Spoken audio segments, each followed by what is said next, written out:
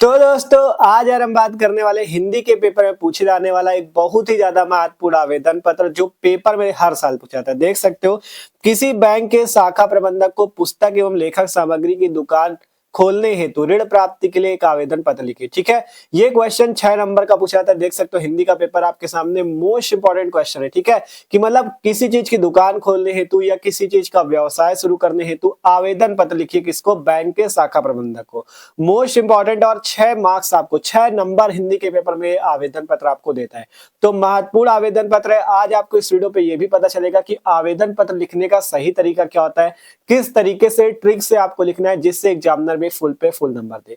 देखो एक चीज जान लो, मेन तरीका लिखने का होता है। अगर लिखना सीख गए ना तो आप किसी भी आवेदन पत्र को अपनी भाषा में बना बना के लिख सकते हो। ठीक है, इसलिए थोड़ा सा टाइम देना, ये नहीं कि जल्दी से स्क्रीनशॉट लिया चल दिया। अगर आप लोग ऐसा करोगे तो आप लोग लिखने का तरीका नहीं सीख पाओगे। ठीक है, तो मेन तरीका लिखने का होता है। अगर एक चीज का सीख गए तो आप किसी भी आवेदन पत्र को अपनी भाषा में लिख सकते हो। ठीक है, तो इसलिए मेन तरीका सीखना, आप आसानी से इसको अगर आता है पेपर में तो आप 6 नंबर पूरे पूरे पक्के करके आओगे। ठीक है, तो शुरू करते हैं। उससे पहले जो लोग नए हो सब्सक्राइब कर लो, क्योंकि मस्त तरीके से तैयारी चली आपकी क्लास 12th हिंदी की। ठीक है, और भी सारे सब्जेक्ट की, तो सब्सक्राइब जरूर कर लेना। तो देखो बात करें प्रश्नोत्तर संख्या 13, पेपर पे 13 नंबर प्रश्न पे पूछा जाता है। तो सबसे पहले यहाँ पे आपको ऊपर हेडिंग लगा देनी। जब देखो बोर्ड एग्जाम की कॉपी पे हम लिख के दिखा रहे हैं कि आपको दिक्कत ना और एग्जाम में फुल पे फुल नंबर मिले, तो सबसे पहले ऊपर आपको लिख देना प्रश्नोत्तर संख्या 13, इतना लिख दिया। अब इसके बाद क्या करना है, यहाँ पे हेडिंग लगी बैंक के शाखा प्रबंधक को ऋण प्राप्ति हेतु आवेदन पत्र। किसी भी व्यवसाय के लिए या किसी भी दुकान खोलने के लिए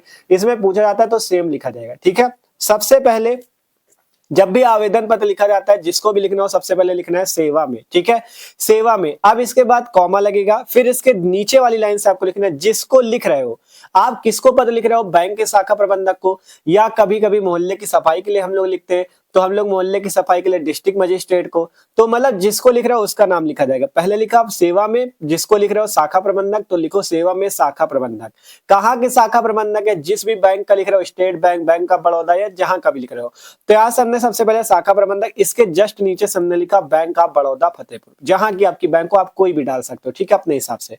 फिर इसके बाद जस्ट नीचे लिखा जाएगा विषय, किस विषय पे आप इस आवेदन पत्र को लिख रहे हो। मतलब किस विषय का, ये मतलब है कि आपका क्या विषय है, क्यों आप ये पत्र लिख रहे हो। हम लिख रहे हैं बैंक से ऋण प्राप्ति हेतु, तो हमने लिख दिया ऋण प्राप्ति हेतु एक आवेदन पत्र। विषय में आपको ये डालना, मान लो मोहल्ले की सफाई वाला पेपर में पूछा जाता है, मोहल्ले की सफाई वाला अगर आप लिख रहे हो तो आपको लिख देना मोहल्ले की सफाई हेतु आवेदन पत्र।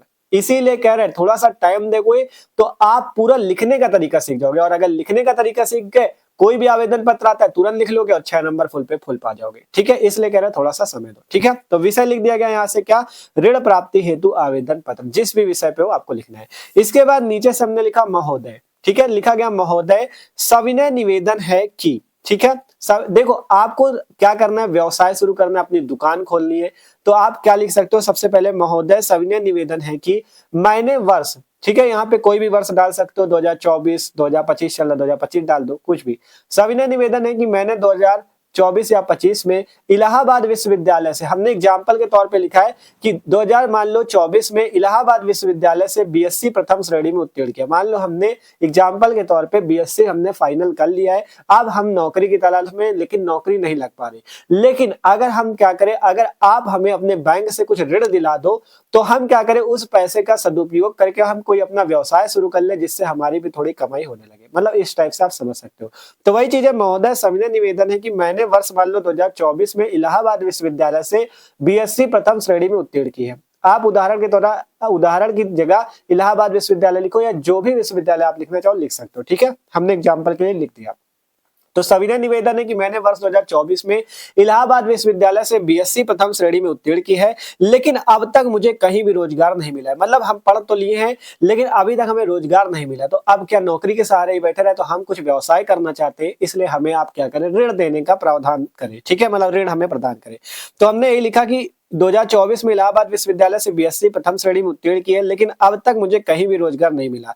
मुझे पिछले दिनों में पता चला कि प्रधानमंत्री रोजगार योजना के अंतर्गत शिक्षित बेरोजगारों को 1 लाख रुपए का ऋण देने का प्रावधान है। किसको? जो शिक्षित बेरोजगार, मान लो आप पढ़े लिखे हो, आप बेरोजगार हो, तो आपको प्रधानमंत्री रोजगार योजना के अंतर्गत 1 लाख रुपए तक का ऋण आपको बैंक से प्राप्त हो सकता है। तो वही चीज लिखा गया कि मुझे पिछले दिनों में पता चला कि प्रधानमंत्री रोजगार योजना के अंतर्गत शिक्षित बेरोजगारों को 1 लाख रुपए का ऋण देने का प्रावधान है, अतः आवश्यक दस्तावेज भरवाकर मुझे भी 1 लाख रुपए का ऋण प्रदान करने की महान कृपा करें। सिंपल भाषा में, जिससे हम अपना कोई व्यवसाय प्रारंभ कर सके। ठीक है, इसके बाद क्या लिखना वो भी बताएंगे। देखो सबसे पहले समझ लो, आप अगर पैटर्न सीख गए तो आप कर सकते हो। सिंपल से पहले आपको बताना कि आप देखो आपको व्यवसाय करना है, तो व्यवसाय करने के लिए सबसे पहले हमने बताया कि हम शिक्षित हैं लेकिन अभी तक हमें रोजगार नहीं मिला। फिर इसके बाद हमने बताया कि प्रधानमंत्री रोजगार योजना के अंतर्गत जो शिक्षित बेरोजगार मतलब पढ़े लिखे जो बेरोजगार लोग हैं उनको 1 लाख रुपए तक का ऋण दिया जा सकता है। तो हमें ये पता चला है, तो आप क्या करें, आप कृपा करें कि आप अपने बैंक से हमें 1 लाख रुपए का ऋण प्रदान करें। तो वही चीज लिख दिया, अतः आवश्यक दस्तावेज भरवा के, जो भी आपका दस्तावेज लगते हो